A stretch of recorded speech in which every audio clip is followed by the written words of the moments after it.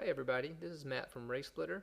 In this video we're going to be discussing another challenging situation, that is how to use RaceSplitter when we're trying to time multiple races happening in parallel. So let's imagine that we've got a 10K race running in parallel with a marathon. So there's two ways we can go about this. One possibility is we can create two separate races in RaceSplitter. Here we've got a race 1 and a race 2.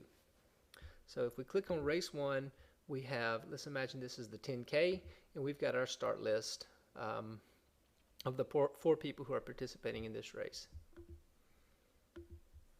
In race 2, same thing, we've got another start list. These are the people running in the marathon, and they're in that race. So in this case, if the races started at exactly the same time, it's going to be a little bit challenging. We've got to go in here and we've got to time that, get that race started, go to standings, go back to the details, back to the race, go into here, timer. So here we see that one of the disadvantages of having two races running in parallel is that if they start at precisely the same time, then we're going to have the start time slightly off as we have to navigate between the two races to start them. So in this case, let's imagine this. So this is the marathon. Obviously the 10K people are going to be finishing first, so let's go back to the 10K race. And here comes some finishers. So here comes the first racer, time him. Here comes the second racer, time him.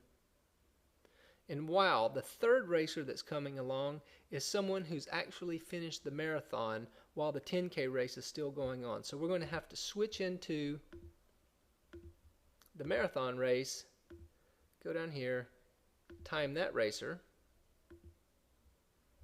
and then here comes the last 10K guy. So we go back to the 10K race.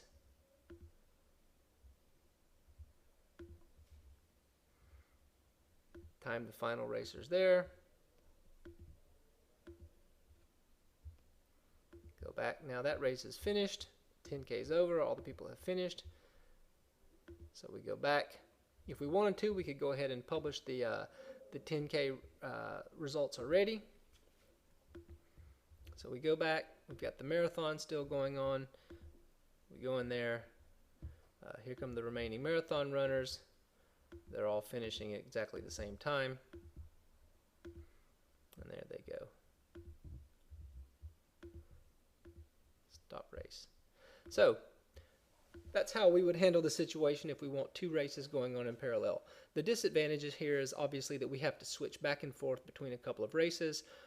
If the races have the finishers mixed up together, then we're going to have some way of differentiating between which bibs correspond to which race.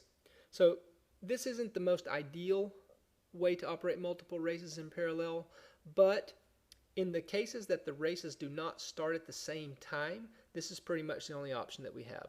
Now let's imagine that our two races start at exactly the same time, and everyone has a unique bib number. Then we can set this up as a single race. So let's go into the combined race. And let's look. In this case we have 9 racers, and notice how I've set up the categories here. I've got race 1 men's 40, race 1 men's 30, race 2 men's 30, race 2 men's 40. So I've created the categories to help me distinguish in the results later the particular races. So now we'll start this race. Both the marathon and the 10K start together, and they're off. And so here comes the first racer coming across the line. This was someone in the first race. Let's see that, yeah, R1 men's 40, so that's someone in the first race. Let's record the second guy. Comes bib number 5, bib number 4, bib number 3, bib number 6, bib number 8, bib number 9. It's not in the race. Bib number 7. And now that race is over.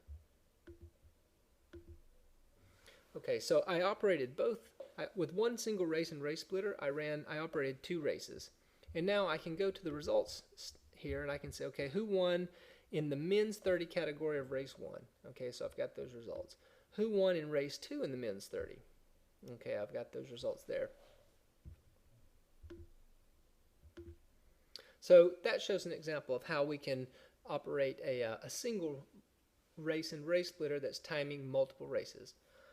I hope you enjoyed the video. If you have any questions, please don't hesitate to go to help.racesplitter.com and send any questions you might have. Thank you. Bye-bye.